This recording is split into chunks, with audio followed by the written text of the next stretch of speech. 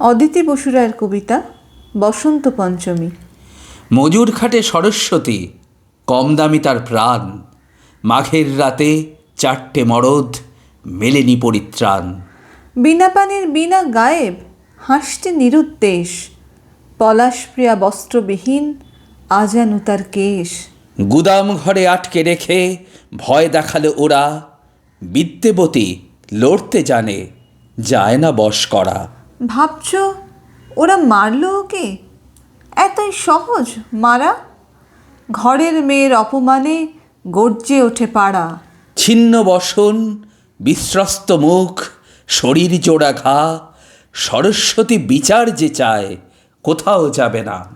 ত্রাষ্টি মরে জন্ম নিল বারুদ রঙের ক্রোধ। মেয়ের দলের রক্ত নয়ন নেবেই প্রতিশোধ। মশাল জেলে পদ্য লিখে দেশ নামল পথে। ইতিহাস তা লিখবে বলে কলম তোলে হাতে।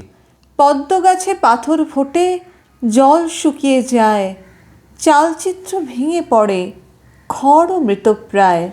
দীর্ঘ হয় সরস্বতী, অস্ত্রে সেদায় শান। ফুলবাগানে ঝড় উঠেছে, জ্বলছে অপমান।